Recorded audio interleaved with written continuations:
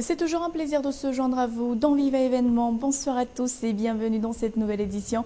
Je vous invite à rester avec nous jusqu'au bout. Pour commencer, voici les principaux titres. Détention du président du syndicat des employés de la commune urbaine d'Antananarive. Grève générale des employés aujourd'hui demandant la libération de leur leader. Route délabrée de la capitale, les réparations de rigueur depuis une semaine pour certaines d'entre elles. 50 morts et des centaines de milliers de sinistrés à cause de la tempête tropicale modérée Sheza, dernier bilan du Bureau national de gestion des risques et des catastrophes. Actualité internationale, nous irons en Arabie Saoudite où le monarque Abdallah décède d'une pneumonie. Un de ses demi-frères le succède.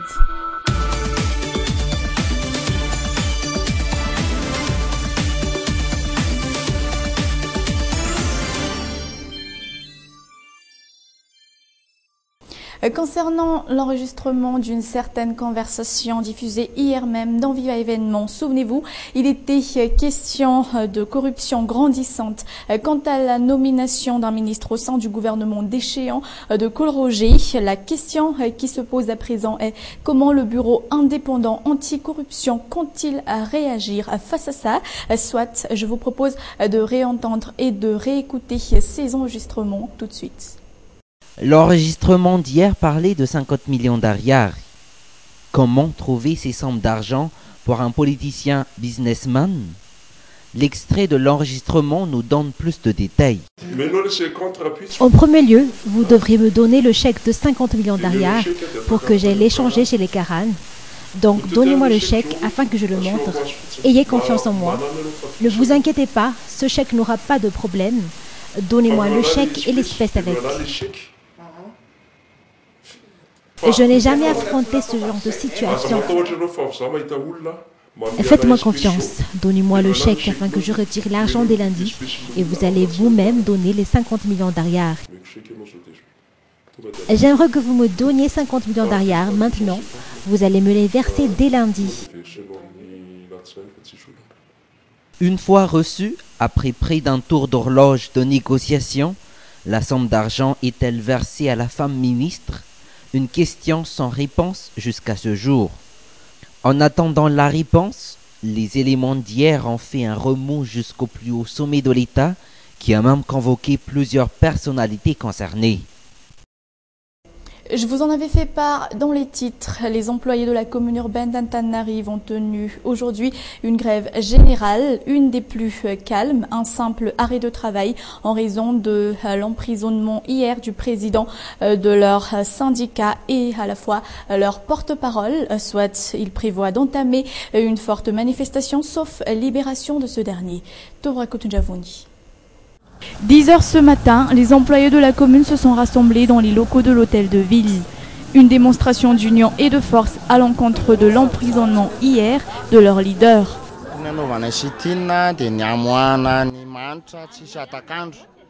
Nous nous sommes réunis ici aujourd'hui pour une seule et simple raison. Nous demandons que Manch soit libéré dans les plus brefs délais. Nous refusons de travailler à compter d'aujourd'hui, mais libre à ceux qui veulent continuer de travailler quand même. Tous ces employés ici présents descendent de toutes sortes de directions au niveau de la commune. Même les bureaux d'arrondissement ferment leurs portes.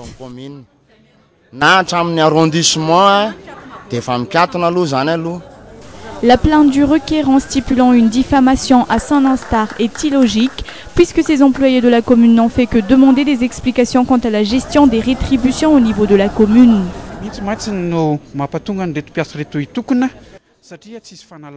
C'est plus qu'évident, l'Assemblée générale des employés tenue hier n'a concerné aucune diffamation d'aucune sorte.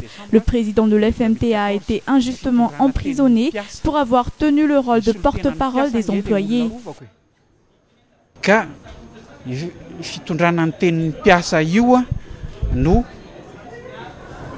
Aujourd'hui, la majeure partie de ces employés a refusé de reprendre le travail.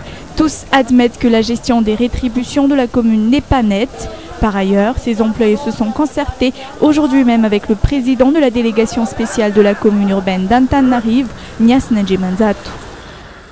Ces employés de la commune urbaine d'Antananarive revendiquent également la démission de Monique Rarnous, responsable au niveau du 3P. Cette dernière aurait souligné la diffamation en question, une requête que le président de la délégation spéciale de la commune urbaine d'Antananarive prévoit de considérer après longue réflexion, tout comme celle demandant la démission du secrétaire général de la commune d'ailleurs. Aujourd'hui, dans l'après-midi, le Premier ministre aurait fait appel au PDS Nias Nadji Manzat pour que ce dernier cerne et règle la question dans les plus brefs délais.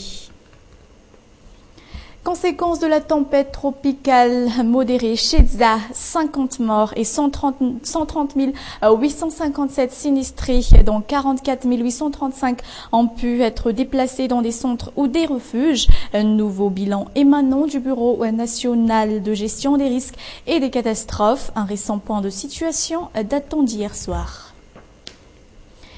Plusieurs routes sont endommagées, notamment dans la capitale encore et toujours en raison des pluies diluviennes qui persistent depuis ces 20 derniers jours. Parmi les plus inutilisables, celles d'Ankadvat ou de Faravouich, d'où les réparations qui perdurent déjà depuis plus d'une semaine. Ce reportage est signé Anassou.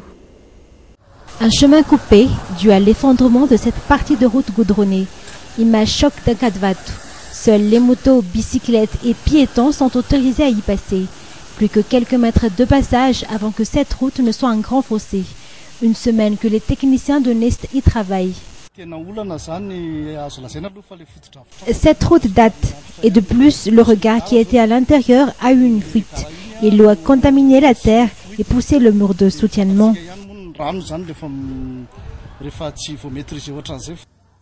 Cette route est une embuscade pour la plupart des utilisateurs de ce chemin.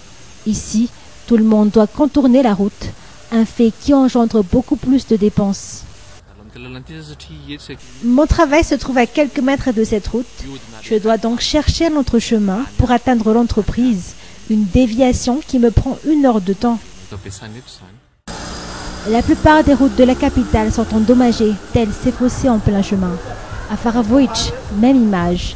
2 mois que cette route est dans le même état, les responsables, eux, ne s'en soucient guère. On doit contourner la route due à ce fossé. On perd beaucoup de temps.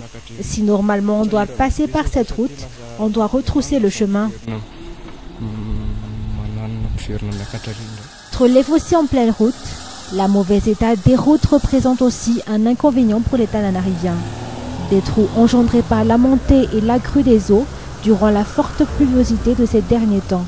Sur une toute autre forme d'actualité, 45% des sucres consommés à Madagascar seulement concernent la production locale. Outre les problèmes en termes de production, la culture de canne à sucre, matière première principale, est aussi sur la déroute aujourd'hui. Je vous propose ce reportage de Nanjana Rajanson Inzaranjiansu. Culture de canne à sucre, les agriculteurs y afférents sont sur la paille aujourd'hui, faute notamment de gestion des ressources en eau. Les agriculteurs d'Ambilbé, eux, par exemple, doivent se débrouiller pour trouver les ressources en eau indispensables, d'autant plus que les infrastructures concernées ne connaissent aucun entretien en 50 ans.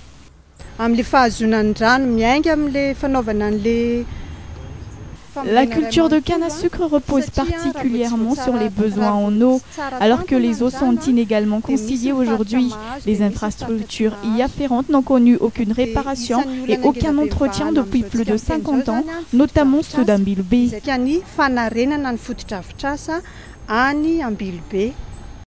Mais encore, 40% des agriculteurs seulement rejoignent les associations qui sont au nombre de 100 aujourd'hui à Ambilbé. Des associations assez indigentes aussi, que ce soit en termes de ressources financières ou en termes d'expérience. Les agriculteurs occupent un espace de 10 026 hectares pour 9 215 hectares occupés par la société Sukokoma.